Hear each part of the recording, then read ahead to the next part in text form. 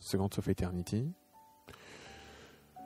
C'est un sujet qui me tient à cœur, la méditation, et pas la méditation qui nécessiterait une méthode, car une méditation n'est pas une méthode.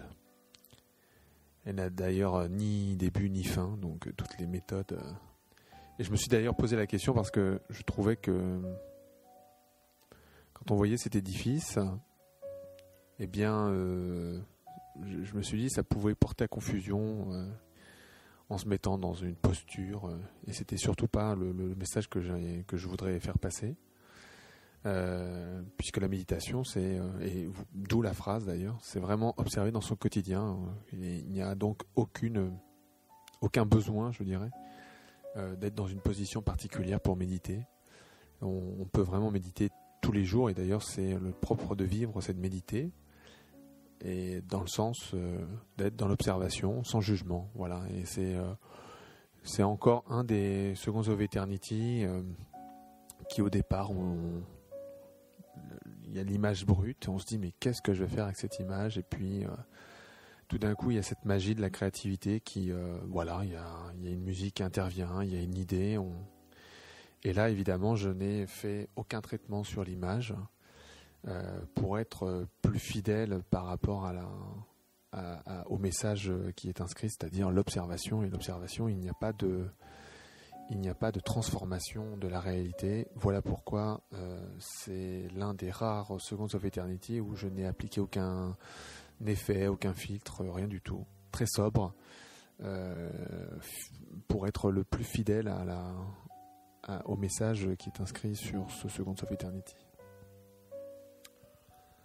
Oui, donc un film qui m'a effectivement bouleversé quand je l'ai vu, pour plusieurs raisons, parce qu'effectivement la méditation est quelque chose, comme vient de le dire Rodolphe, d'extrêmement puissant en fait, si on y réfléchit un petit peu. Et puis alors là, je crois il me l'a dit, mais il vous l'a pas dit. Je crois que c'est à Vancouver, au Canada, donc vous trouvez cette œuvre. Alors plusieurs choses. Cette œuvre est un défi à la gravité. On n'attend qu'une chose, c'est que tout s'effondre, tel que c'est présenté. Je parle de ce point de vue scientifique, évidemment. C'est-à-dire qu'on a des équilibres qui sont ici instables. Si on prend par exemple la forme à gauche, ces deux zéros superposés il faut que celui qui a fait l'œuvre ait mis un ciment ou un lien, parce que sinon le temps va forcément détruire cette chose-là. Ce qui est très, très amusant, c'est qu'évidemment, on a ici la relation parent-enfant. L'enfant, c'est évidemment le double zéro qu'on voit à gauche, avec ses deux zéros, sa tête, Et là, l'artiste a très bien saisi la différence entre l'enfance et l'état adulte.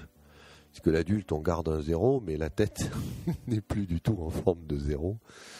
Elle a pris cette forme qui est très ambiguë. Elle est à la fois monstrueuse, ce truc déployé qui montre toute l'importance qu'on a dans la tête, mais qui est aussi protecteur. C'est-à-dire que c'est ça qui protège l'enfant qui est derrière. Donc à la fois, c'est quelque chose qui a tendance à occuper tout l'espace, à se déployer, mais c'est nécessaire parce que ça protège. Ça permet d'assurer vraiment une très très très belle œuvre, digne d'un Second of Eternity.